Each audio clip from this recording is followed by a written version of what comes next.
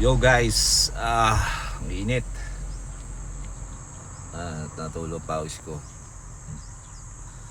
Dito tayo ngayon sa sa Candelaria bypass. Nakatambay tayo dito ngayon. Kasi meron tayong yung nagkapi last time nung Friday.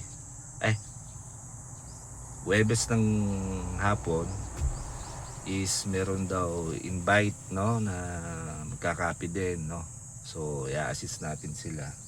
Hihintay lang natin kung yung niya, yung message niya, pero nandito na tayo sa area. So yun, update ko kayo doon sa $47 na naka-withdraw tayo, di ba? Withdraw tayo ng magkano yun? Teka lang So mula Monday until now, yan so yung $47 natin, naka-withdraw tayo ng $50 na. Ito. Tapos ito yung total profit na niya, $126. Pero may naka-floating tayong $66. Ang natitira sa equity natin is $57. Bakit? Kasi nakatulog ako. Nag-alarm ako ng before mag-close yung market ng Sabado ng madaling araw. Kasi walang Sabado at Linggo So, ang reset dito sa atin is Sabado ng madaling araw. Sabado ng alas 5 magko-close ang market. Hindi tayo nagising sa alarm natin. So, pero ang prediction ko diyan is pataas talaga, Kasi yan, magbabounce siya dyan Nakakita kasi ako dito ng dito pala. Magbabounce siya dyan. So base kasi kapag 4 hours, tingnan mo sa 4 hours, nagmukha siyang parang cup and handle, So ito yung unang head and shoulder pattern. So ito yung unang shoulder, ito yung head, ito yung pangalawang shoulder. Kaya ang natin prediction, aangat siya diyan, So paangat siya diyan. And then tinignan natin sa Binance kung anong status ng price ngayon sa US XAU USDT, kasi 'di ba meron na siya sa crypto. XAU USDT ang katumbas niya. Ayan. So actually pump na siya So pero pump na siyang yung yung price. So according diyan 4555 current price, pero tumaas na siya ng 4558. Ang natin, ang entry natin is 4543 lang. So ibig sabihin, etong floating loss na to, floating profit na to sa ngayon, sa Sunday ngayon. Pero bukas pa ang open ng market, alas 6 bukas.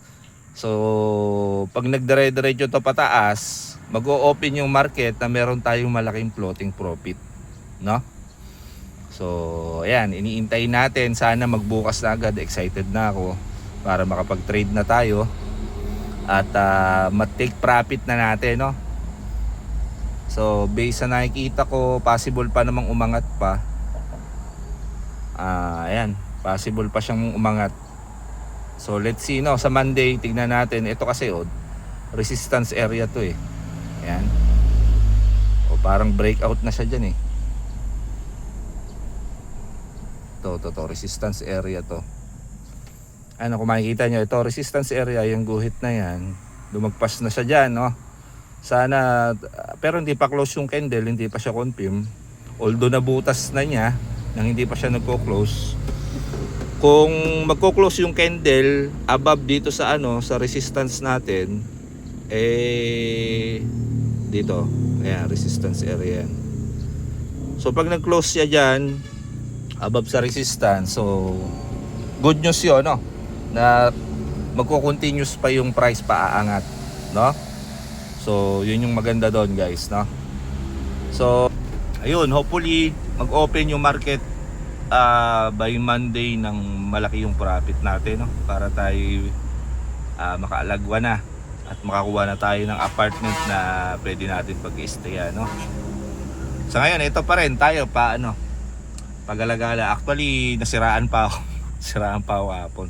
Natanggal yung hose ng ano ng tawag dito, kaya hindi rin ako masyado nakakapag-video kasi nung isang araw ko pa siya pinoproblema, hindi ko malaman kung bakit nawawala ng coolant or ng tubig yung ating radiator o tsaka yung reserve ng radiator natin. Yung pala tanggal yung hose, no?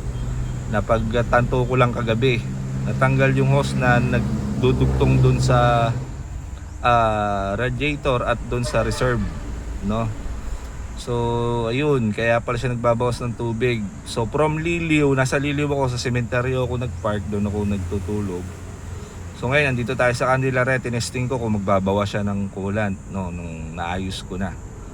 So awa ng Diyos, okay naman ha.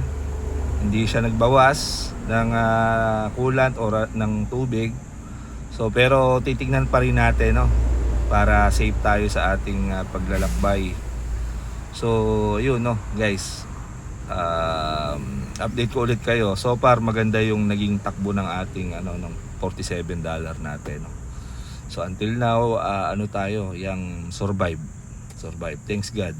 At survive tayo. Thanks God, thanks universe. So guys, update ko ulit kayo, no? So again, this is Master Palaboy. So update ko kayo next video.